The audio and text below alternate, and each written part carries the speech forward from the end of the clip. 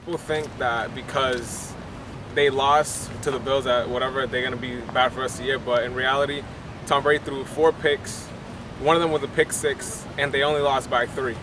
So you can look at that in a good way, because if you only lose by 3 and you play so bad, that just shows how good you are. Honestly, I thought it was a fluke. The Bills, they are a good team and they're not to mess with. However, weird things happen. Brady, other than those 4 interceptions, he had a great game. I mean, most of his passes were on target and 2 of them were deflections. It was just a freak incident, and what can you say? The Bills have a lot of heart, but in the end, they're still not as talented. The Pats will get revenge at the end of the season. I don't think we can put it on the back of Brady, because he's been doing so much for us this year. He's been one of the best. He's been the best quarterback in the league. Sure, he threw 4 picks, but half those picks were off deflections. He had 4 interceptions, but he had a ton of passing yards. 2 of those interceptions were tip drills. You can't really, account for that. I thought he played an okay game. I thought it was personnel around him. Chad's gotta catch that pass in the end zone. Their secondary is garbage. It's just bad. It makes me cry sometimes. I think this loss goes on the back of the defense, especially starting in the secondary.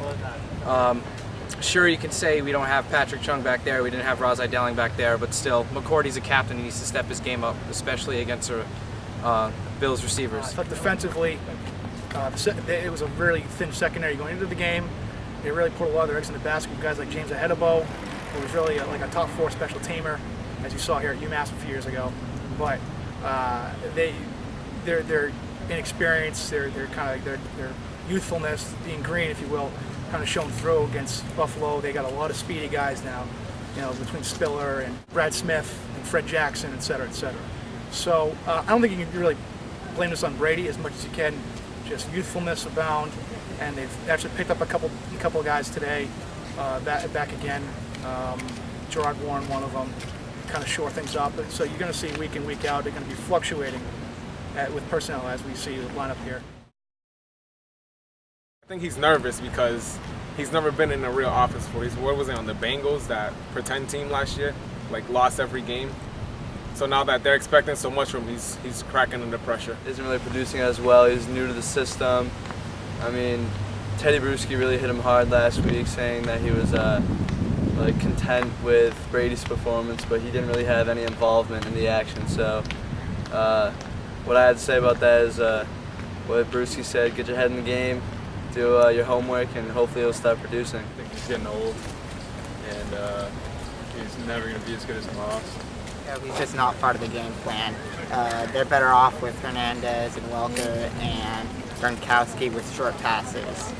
Ochocinco, he's just not needed. A lot of the pressure's on him right now, but he just needs to get a hold of the Patriots playbook a lot better. I mean, he's coming from Cincinnati, where the playbook's probably really simple. The New England Pats playbook is really complex. Everyone knows that. Going into it, I thought I didn't think Ocho was going to be what Randy Moss was to the 07 team. I thought that he was going to be a guy who was still considered to have elite speed, a guy that they could bring the safety off the ball and really utilize the underneath routes that Welker and Edelman run so well. I don't know. I think he tweeted about the playbook a couple weeks ago, and that pissed off Bruschi, obviously. But maybe it's just a few more weeks. I don't know. I didn't think he would be this bad. I think he would really give him something, but he's on the clock, that's for sure. Their offense is really deep. They have a lot of young players. Their defense needs some work, but Fitzpatrick is definitely one of the sleepers of this year. He's definitely the most, in my opinion, underrated quarterback in the NFL right now.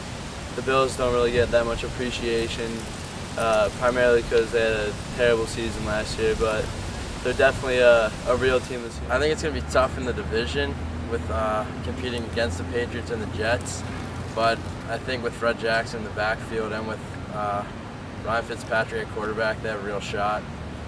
I like Fitzpatrick a lot. I mean, obviously a boy from Harvard. He's going to be smart, probably know how to handle a lot of pressure, handle a tight game situation like Sunday.